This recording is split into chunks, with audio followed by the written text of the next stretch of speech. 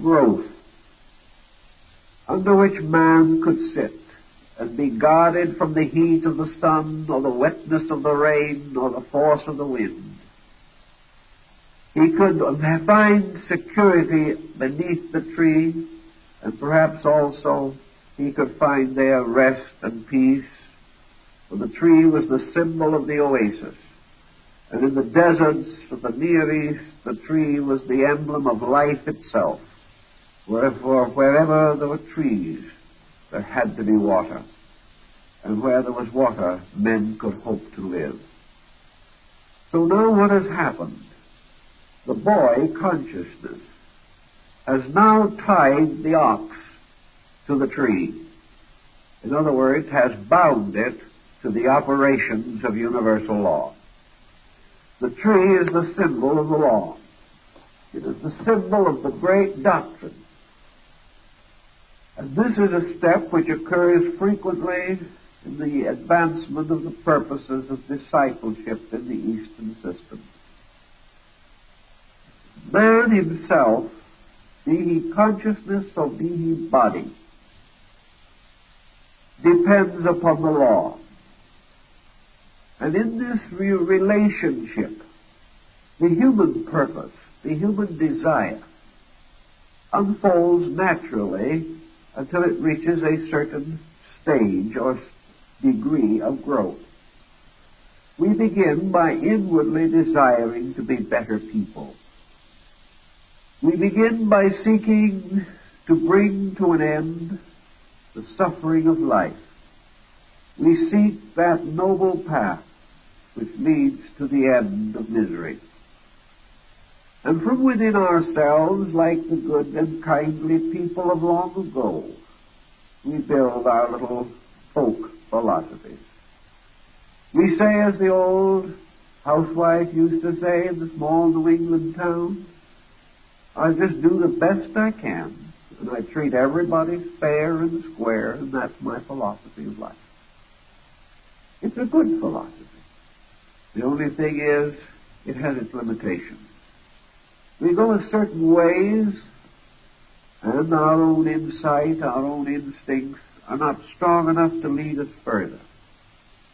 So we must either come at the end to a little better, a plain or prairie or pasture, and there remain for a while, or else we must shift from our own initiative, from our own beliefs, our own hopes and purposes, from our own interpretations of things. We must shift from these foundations and follow the ancient Buddhist Zen doctrine. I take my refuge in the law. Therefore, the three jewels of Buddhism represent the three symbols of the principles by means of which the individual in this system gained his hope of salvation.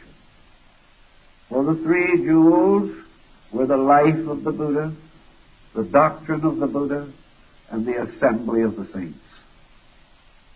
These were the basis of the formal instruction.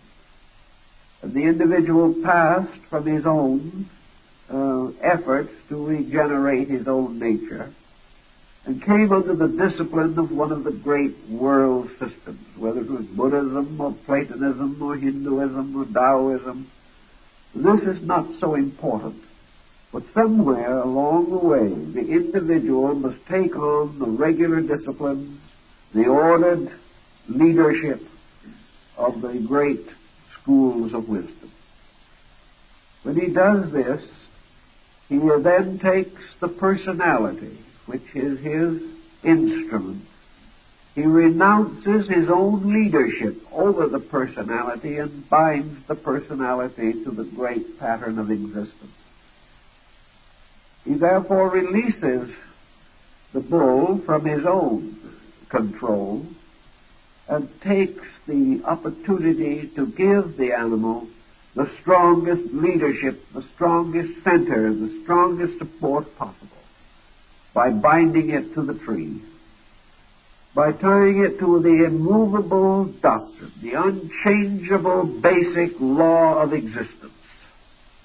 For it's this way the bull comes into the best instruction, the best leadership, the best help that it can possibly receive. Then also by releasing the bull or ox from his own leadership, man escapes a further negative possibility in his own nature. It is possible that man will renounce all the different things of life. He will renounce a fine home and become a wanderer, homeless upon the face of the earth, like the monks of old.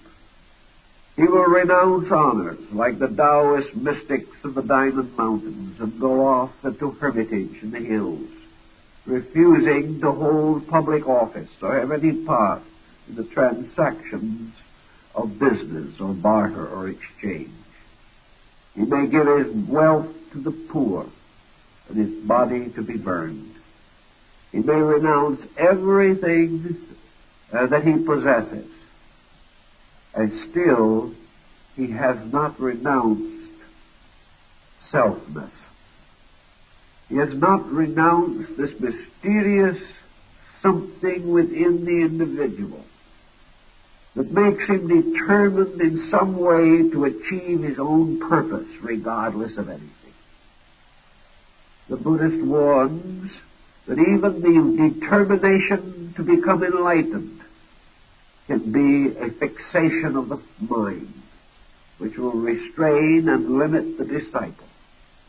The resolution to be good can quickly become an ambition, a gratification of the psychic determination. The resolution to help others can become the basis of a glamorous self-centeredness. Almost anything that the individual desires to do can lead on to more desiring, and thus prevent the final achievement of the end that is most desired, liberation from desire. For unless man is able to achieve freedom from the instinct of desire, he can never completely release himself from the net and web of appetites and from all the illusions and delusions that the mind can be afflicted by. So sometimes when we think that we have reached a high plateau of vision, we are really only under some form of paranoid pressure and we do not know the difference. So the boy ties the bull to the tree and gives up the leadership of the bull. The boy now has no longer the right to control or to dictate or to direct or to demand anything from the animal. The animal, or the personality, the symbol of the transitory mind and emotions, has now been turned over to the law, to be established in it forever. The need of the bull is now that it shall obey the law and not the shepherd. It shall obey the infinite itself and no longer the personal consciousness of man, even though this consciousness may be essentially well-intentioned. So the boy finally sacrifices and gives up his friend, the bull, who is now rather an odd-looking animal with considerable areas of white. The forelegs are white, the shoulders and the chest are white. The transmutation is going on, but the boy is no longer the master of the bull. It has released it. It is no longer leading, demanding, or requiring. And we come to the next picture. And in the next picture, the boy is walking along holding the halter in his hand. Behind him is the bull. The bull is now white to the midriff and is really becoming quite an amazing looking animal. But now the bull follows the boy. There is no halter. Having given up the ox, the boy discovers that he cannot lose it. He discovers that once the personality, the integration of the mental, psychic, emotional complex has progressed to a certain point, it changes its own basic psychology and becomes the willing servant of the boy or of consciousness. Now it is the ox that is seeking. Now it is the ox that finds the companionship of the boy the most valuable of all things. Now the mind is turning naturally to the spirit and follows in the way of mystical insight and mystical illumination. We find this everywhere in the story of mysticism, both in Asia and in the Western world. We observe how the mystics, through their years of struggle, sought communion with the infinite, sought to mingle their own natures with this universal plan of things. And then sometimes, somewhere, the great wheel of the law turned, and to these mystics came some kind of an inner experience, an actual mystical awakening of life within themselves.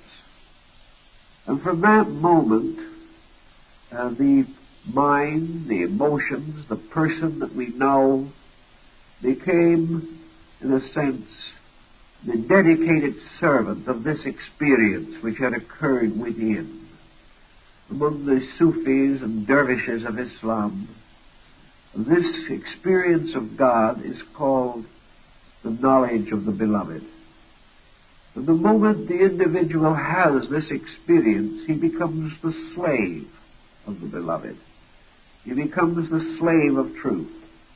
He follows resolutely in its way, bearing all things, patiently, inevitably, following with humbleness but continuity the subtle thread of doctrine that must lead through the mystic maze of things to the final presence of reality.